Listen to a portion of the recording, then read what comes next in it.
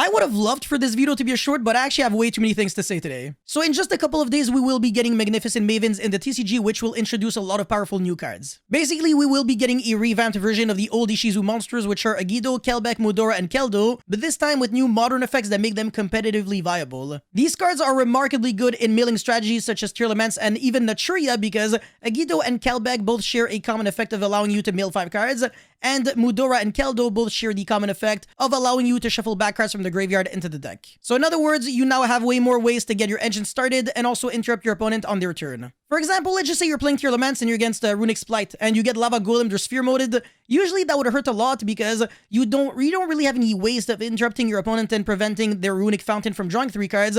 But now, if they're trying to use the Runic Fountain and draw 3 cards, don't worry, you can use Mudora or Keldo to shuffle back the targets. And that way, yeah, sure, the cards go back to the deck, but not because of the Runic Fountain, therefore they don't draw anything. Not to mention that every Ishizu monster has a unique effect that sets it apart from the others. Agido summons itself as well as any level 4 Earth Fairy monster from the graveyard whenever a card is sent from your opponent's hand or deck to the graveyard. That allows you to spam rank 4 plays such as Abyss Dweller, Baguska, Time Thief or Doer, or even go for Asa, which is really nice if you're trying to revive back something like Fenrir, which a lot of people are playing. Kelbeck is technically a hand trap because whenever a card is sent from your opponent's hand or deck to the graveyard, you can activate the effect of Kelbeck, summon it from the hand, and then bounce back a monster your opponent controls to the hand. And then Keldo could be deemed the best Ishizu monster because it searches any other Ishizu card on top of being able to control the graveyard, which allows you to have an edge in the mirror match. And finally, Mudora can be considered the worst because it doesn't really have an effect if you're not playing Gravekeeper's Trap, so all it really does is summon itself by going neg 1 and shuffling the graveyard. With that being said, even though Mudora isn't as good as Keldo, it's still being played as a 3-of in Ishizu Tearlaments, which just proves how good the cards are. And of course, you already know it, but if you're playing 3 of every single Ishizu monster, might as well play Herald of Orange Light, it's way too free. You can negate and destroy any monster that tries to activate its effect from anywhere, which means that you finally have a way to deal with Dimension Shifter. And the card is basically a Gamma that doesn't care whether you have monsters on the board or not, and you also get to trigger the effect of any Ishizu monster you pitch with the card. Absolutely correct. Now for the trap cards, some people have been experimenting with Gravekeeper's Trap in exchange of the Spirit, but I'm not a big fan.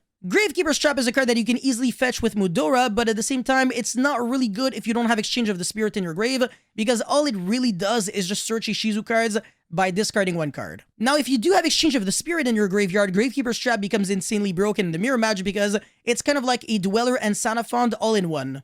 Now, the final interesting card that some people are actually playing is Diviner of the Heralds. It's a level 2 tuner, so I think you already know what that means. Basically, it's a Foolish Burial for any fairy monster from your deck or extra deck to the graveyard, and also gains level equal to the level of the monster that you sent, which means that you can Foolish for Ishizu monsters, but also Elder Entity Entis. So basically, using the level 6 tuner Diviner of the Heralds, as well as any other Ishizu monster, or even Reinoheart or Shaylin, you could make a Baron and finally have an Omni-Negate. And since it is a level 2 monster, you can revive it back with Sprite Elf, which is insane on your opponent's turn because you could revive back the Diviner to send Entis and pop a card.